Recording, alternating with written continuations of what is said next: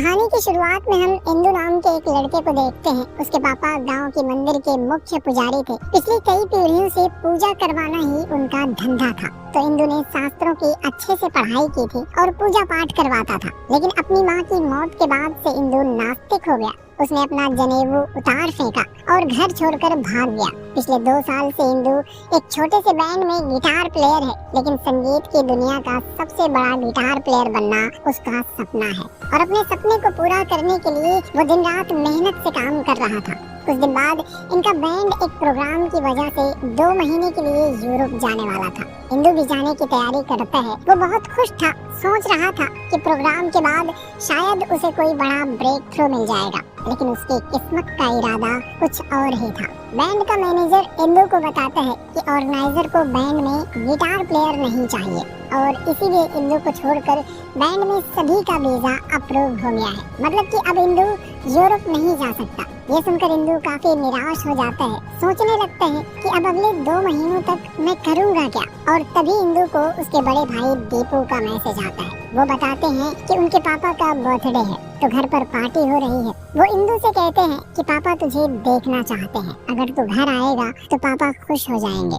इंदु के पास भी अगले 2 महीनों तक कोई काम नहीं था, तो इंदु भी घर चला जाता है। घर पर इंदु के पापा का बर्थडे सेलिब्रेट किया जा रहा था। वो गांव के मंदिर के मुख्य पुजारी थे, तो घर पर बहुत सारे लोग भी आए हुए थे। लेकिन अपनी माँ की मौत के बाद से इंदु अपने पापा से नाराज था। वो उनसे कोई बात नहीं करना चाहता था, इसलिए पीछे के रास्ते से घर के अंदर जाने लगता है। तब वो अपने डॉगी पप्पू को देखता है, जो इंदु के लिए उसकी माँ की आखिरी निशानी था। दरअसल मरने से पहले इंदु की माँ मंदिर की सीढ़ियों से पप्पू को उठाकर घर लाई थी और इंदु उसके साथ इमोशनली काफी अटैच्ड होता है। फिर इंदु अपने बड़े पापा से मिलने के लिए उनके कमरे में जाता है। उन्हें बताता है कि अब उसे 2 महीने तक यहीं रहना होगा, लेकिन वो अपने पापा से कोई बात नहीं करना चाहता था, इसलिए पीछे के रास्ते से घर के अंदर आया है। अगले दिन इंदु अपने फ्रेंड फैसल से मिलने के लिए उसके स्टूडियो में जाता है। फैसल फिल्म इंडस्ट्री में क्लाइंट्स के लिए म्यूजिक रिकॉर्ड करवाता था। इंदु उससे अपने लिए कोई काम मांगता है तो फैसल बताता है कि एक डायरेक्टर से मेरी बात चल रही है, उसे अपनी फिल्म में गाने के लिए म्यूजिक चाहिए। अगर डील फाइनल हो गई तो मैं तुझे बुला लूंगा, लेकिन फिलहाल मेरे पास कोई काम नहीं है। अब इंदु के पास ना तो कोई काम था और ना ही पैसे। वो अपने पापा से बात भी नहीं करता था और उनसे पैसे मांगने में भी शर्म आ रही थी। तो इंदु सोच कर परेशान था कि बिना पैसों के 2 महीने कैसे चलेगा। अपनी इस समस्या का समाधान ढूंढने के लिए इंदु अपने कजिन रूपेश के पास जाता है। रूपेश भी पुजारी का काम करता है। आसपास के गांव में छोटी मोटी पूजा करवाता रहता है। इंदु उसे अपनी सारी प्रॉब्लम बताता है तो रूपेश उससे कहते हैं कि तू मेरा असिस्टेंट बन जा। लेकिन इंदु को अब भगवान में विश्वास नहीं था। वो नास्तिक हो चुका था तो मना कर देता है। लेकिन रूपेश उसे समझाता है कि देख यार, तुझे वेदों की अच्छी जानकारी है, पूजा पाठ करवाने की सारी विधियां अच्छे से जानता है। भगवान में विश्वास नहीं है तो क्या हुआ, जिनका विश्वास है उनके लिए पूजा करवाना और अपने लिए तो इसे एक धंधा समझकर कर लेना। इंदु को भी उसका आइडिया अच्छा लगता है और एक बार फिर से वो जनेऊ पहनकर पूजा पाठ करवाने के लिए तैयार हो जाता है। भले ही इंदु को भगवान में विश्वास नहीं था, लेकिन सच्चे मन से पूजा पाठ करवाता था। और एक दिन दोनों एक नए घर में गृह प्रवेश की पूजा करवाने जाते हैं। दोनों पूजा की तैयारी कर रहे थे कि तभी रूपेश उस घर में एक नया झूला देख लेता है। पूछने पर घर का मालिक बताता है कि ये झूला बहुत मजबूत है, पूरा परिवार एक साथ इस पर बैठ जाए तब भी ये नहीं टूटेगा। ये सुनकर रूपेश भी उस झूले पर बैठ जाता है, लेकिन उसके बैठते ही झूला टूट जाता है और रूपेश को चोट लग जाती है। जिसके बाद रूपेश चाह कर भी पूजा करवाने के लिए नहीं जा सकता था। तब वो इंदु से कहता है कि आज के बाद मेरे सारे जजमानों की पूजा तुम ही देख लेना और उनसे जो भी पैसे मिलेंगे हम दोनों से आधा आधा बांट लेंगे। इंदु भी इसके लिए मान जाता है और अब रूपेश की जगह पर इंदु फुल टाइम पूजा पाठ करवाने लगता है। इसी बीच में एक दिन रूपेश उसे कॉल करके अपने एक वकील जजमान मतलब कि क्लाइंट के बारे में बताता है। कहता है कि उनका बेटा पिछले कुछ दिनों से अजीब अजीब हरकतें कर रहा है। घर वालों को शक है कि उनके बच्चे के ऊपर भूत का साया है, इसलिए वो पूजा करवाना चाहते हैं। लेकिन इंदु कहते हैं कि हम तो भगवान को खुश करने के लिए पूजा करवाते हैं, भूत भगाने के लिए नहीं, वो तो तांत्रिक का काम है। तब रूपेश उससे कहते हैं कि मैं तुम्हें मंत्र और विधियां बता दे रहा हूँ, तो वहाँ जाकर बस वैसे ही मंत्र पढ़ देना। क्लाइंट इसके लिए बहुत पैसे दे रहा है। अब पैसों की बात सुनते ही इंदु भी इस काम के लिए तैयार हो जाता है। वो तुरंत पूजा का सामान लेकर वकील के घर पहुँच जाता है। वकील बताता है कि उसका बेटा चिंटू 1 हफ्ते पहले आधी रात को डर गया था। वो भागते हुए उनके कमरे में आ गया था और उस दिन के बाद से चिंटू हमेशा डरा हुआ रहता है। कहते हैं कि एक लड़की की आत्मा है जो कि उसे डरा रही है। जिसके बाद इंदु पूजा की सारी तैयारियां करता है। फिर चिंटू को बुलाकर अपने सामने बैठा लेता है। वो देखता है कि चिंटू बहुत डरा हुआ है। वो अपनी माँ का हाथ भी छोड़ने के लिए तैयार नहीं था। लेकिन जैसे ही पूजा खत्म होती है, चिंटू एकदम से ठीक हो जाता है। वो फिर से पहले जैसे हंसने लगता है, खेलने लगता है। वकील और उसकी पत्नी ये देखकर बहुत खुश हो जाते हैं। लेकिन पूजा करने के बाद भी इंदु हैरान था। उसे समझ में नहीं आ रहा था कि ऐसा कैसे हो गया। उसने सिर्फ पैसों के लिए पूजा की थी, लेकिन वो तो काम कर गई। वकील भी बहुत खुश होता है और उसे 60,000 की जगह पर 1 लाख रुपए दे देता है। घर आकर इंदु रूपेश को सब कुछ बताता है तो रूपेश भी हैरान हो जाता है। लेकिन अब वो अपने क्लाइंट्स के बीच में खुद की तारीफ करने लगता है कि वो लोग भूत भगाने वाली पूजा भी करवा सकते हैं। खैर अगली सुबह इंदु की आँख खुलती है। तब वो अपना व्हाट्सएप चेक करता है तो देखता है कि उसके व्हाट्सएप की डीपी चेंज हो गई है। इंदु सोच में पड़ जाता है, लेकिन उसे याद नहीं आ रहा था कि उसने डीपी कब बदली थी। तभी उसे एक डिलीवरी बॉय का कॉल आता है। उसके नाम पर एक पार्सल आया था। इंदु पार्सल खोल कर देखता है तो वो एक लेडीज कुर्ती थी। इंदु कंफ्यूज हो जाता है क्योंकि उसने कोई ऑर्डर नहीं किया था। वो तुरंत अपना फोन चेक करता है तो देखता है कि ऑर्डर उसके फोन से ही किया गया था और उसके ही क्रेडिट कार्ड से पेमेंट भी हुई थी।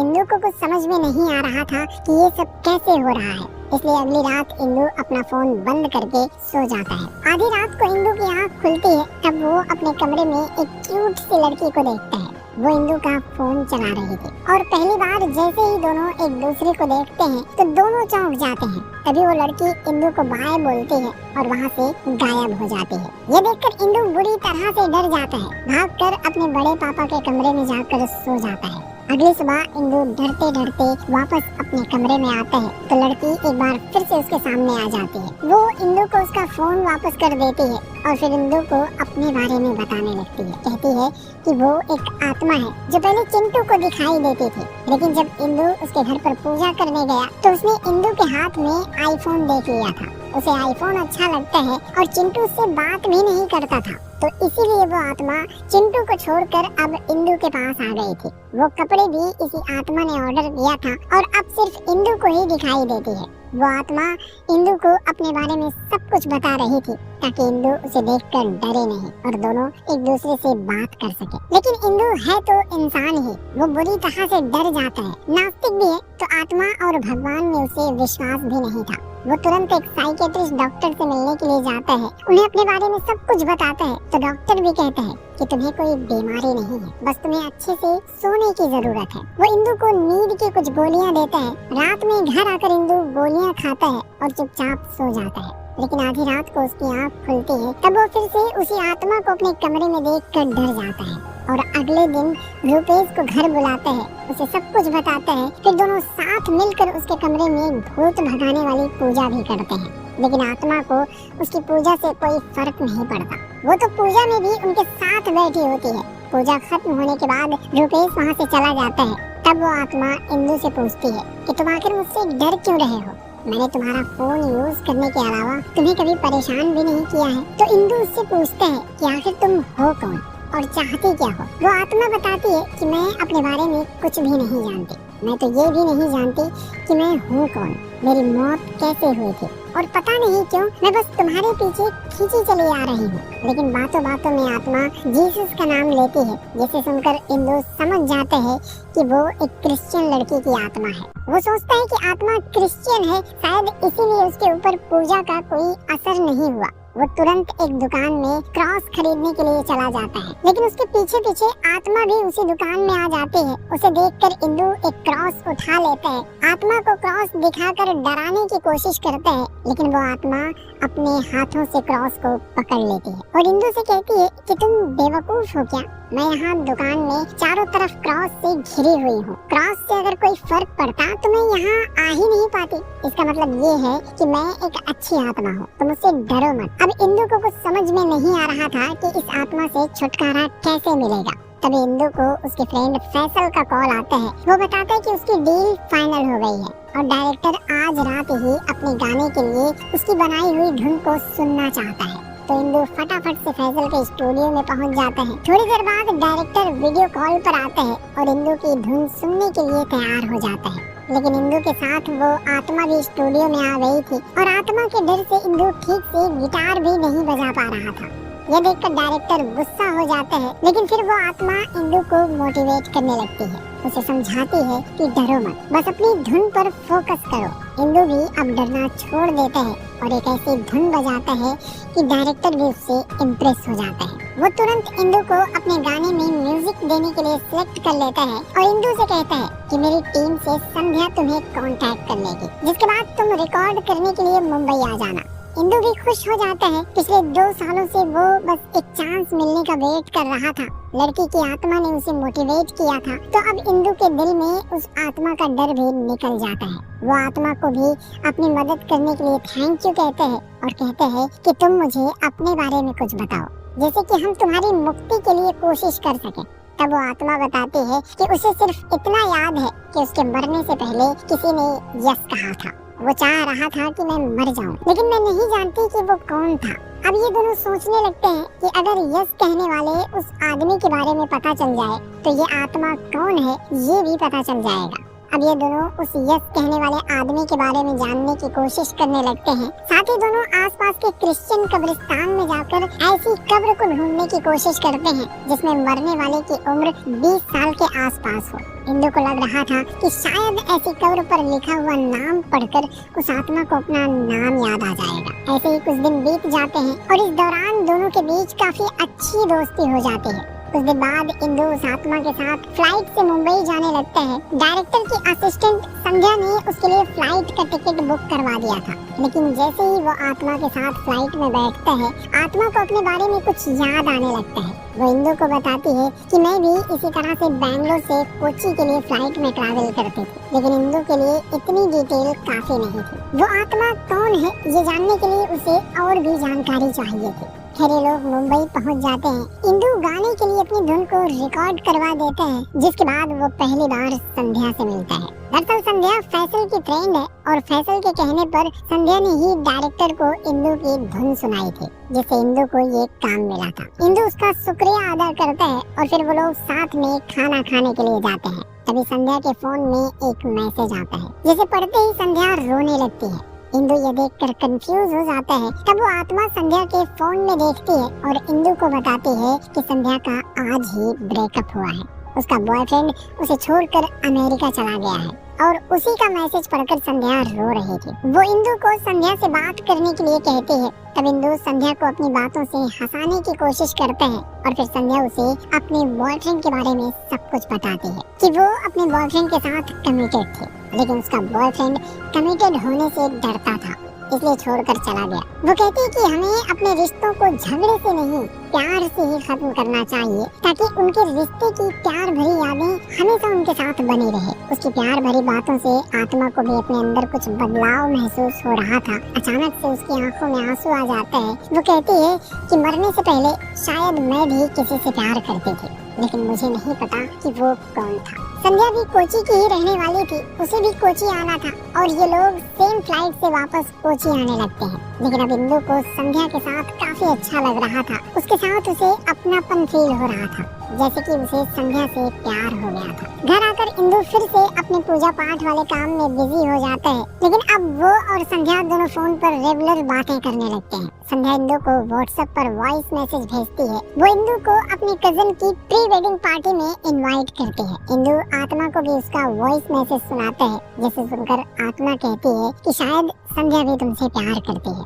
अब इंदु संध्या के कजिन की प्री वेडिंग पार्टी में जाना चाहता था, लेकिन रास्ता थोड़ा लंबा था और बाइक से जाना ठीक नहीं था। तो आत्मा उससे कहती है कि तुम अपने पापा की कार लेकर चले जाओ, लेकिन इंदु अब भी अपने पापा से बात नहीं करना चाहता था। पूछने पर वो आत्मा को बताता है कि मेरी माँ मंदिर से एक कुत्ते यानी कि पप्पू को लेकर घर आई थी, लेकिन पापा पप्पू को पसंद नहीं करते थे। फिर जब माँ की मौत हुई तब पप्पू बाहर अकेला उदास बैठा हुआ था।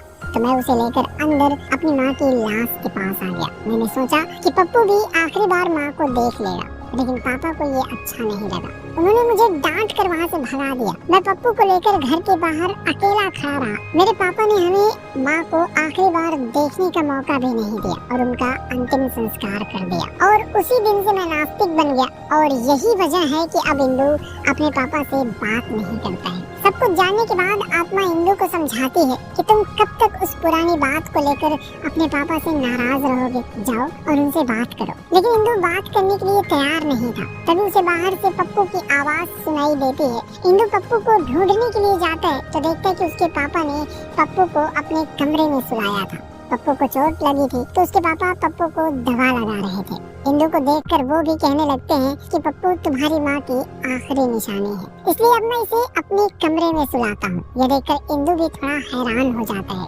आज 2 साल बाद उसने अपने पापा को देखा था। वो देखते हैं कि अब वो भी बीमार ही रहते हैं। ऑक्सीजन मशीन के बिना उन्हें नींद नहीं आती। वो अपने पापा की अलमारी खोल कर देखते हैं तो पता चलता है कि उसके पापा ने उसकी माँ के कपड़े अब भी संभाल कर रखे हैं। वो अभी भी उन्हें भूल नहीं पाए हैं। ये सब कुछ देखकर इंदु की आंखों में आंसू आ जाते हैं। उसे समझ में आ जाता है कि आज तक उसने अपने पापा को गलत समझा और अब उसे अपनी गलती पर पछतावा होने लगता है। तब वो अपने पापा से पूछते हैं कि कल मैं आपकी गाड़ी लेकर जा सकता हूँ। यह सुनकर इंदु के पापा भी चैन की सांस लेते हैं। 2 साल बाद बेटे ने उनसे बात की थी और वो मुस्कुराते हैं और इंदु को गाड़ी ले जाने की इजाजत दे देते हैं। जिसके बाद इंदु उस आत्मा के साथ संध्या के पास जाता है। वो सब पार्टी में खूब एंजॉय करते हैं, लेकिन यहाँ इंदु और संध्या को एक साथ देखकर आत्मा को अच्छा नहीं लगता। उसे संध्या से जलन होने लगती है। वो अपने अंदर एक अजीब सी फीलिंग को महसूस करने लगती है। वापस आते टाइम आत्मा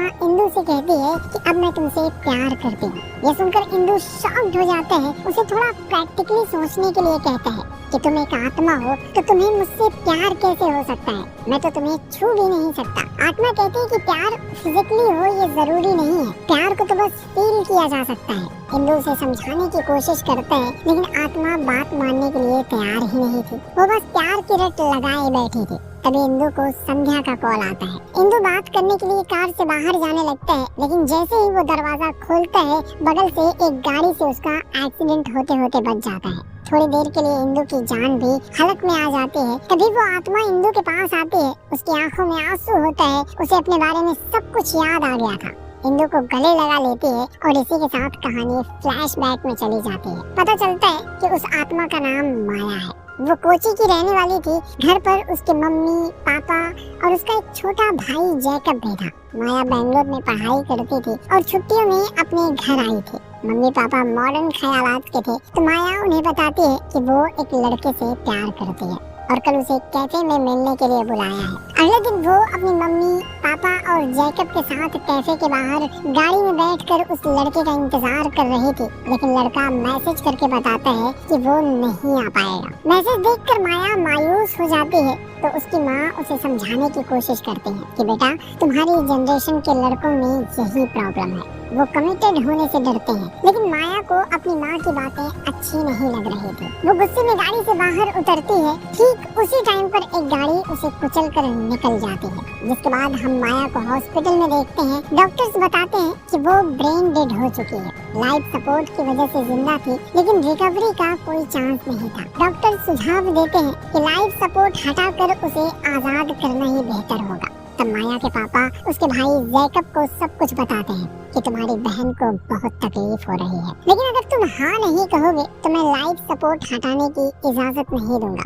तब अपनी बहन की तकलीफ को कम करने के लिए जैकब यस कहता है और उसके यस कहने पर माया का लाइफ सपोर्ट बंद कर दिया जाता है और इस तरह से माया की मौत हो जाती है। अब प्रेजेंट में माया को सब कुछ याद आ चुका था। वो इंदु को अपने बारे में सब कुछ बता देती है। अपना असली नाम भी बताती है कि मेरा नाम माया है और इसी के साथ उसकी आत्मा को भी मुक्ति मिल जाती है। वो हमेशा के लिए चली जाती है, लेकिन अब माया के जाने के बाद से इंदु उदास रहने लगता है। वो हर पल माया की यादों में खोया खोया सा रहता है। उसे अब भगवान पर विश्वास भी हो जाता है। वो मंदिर में जाकर पूजा भी करने लगता है और ये देखकर उसके पापा भी खुश हो जाते हैं। फिर इंदु अपने बड़े पापा को माया की पूरी कहानी बताता है। तो बड़े पापा कहते हैं कि तुम अगर उसकी यादों से मुक्त होना चाहते हो तो तुम्हें उसका बचा हुआ आखिरी काम कर देना चाहिए। माया अपने माँ बाप को कभी उस लड़के से मिलवा नहीं पाई थी जिसे वो पसंद करते थे। इंदु अपने बड़े पापा का इशारा समझ जाता है। अगले दिन इंदु माया के घर जाता है, माया की माँ से मिलता है, उन्हें बताता है कि मैं माया का दोस्त हूँ, पास से ही गुजर रहा था तो सोचा कि आप लोगों से भी मिल लो। तब माया की माँ उसे अंदर बुलाती है और पानी लेने के लिए चली जाती है। इंदु उनके घर में लगी माया की तस्वीर को देख रहा होता है। इधर माया ने अपनी माँ को उस लड़के का फोटो भी नहीं दिखाया था जिसे वो पसंद करते थे, लेकिन उसने बताया था कि लड़का हिंदू है, उम्र में उससे थोड़ा सा बड़ा है और उसके चेहरे पर दाढ़ी भी है।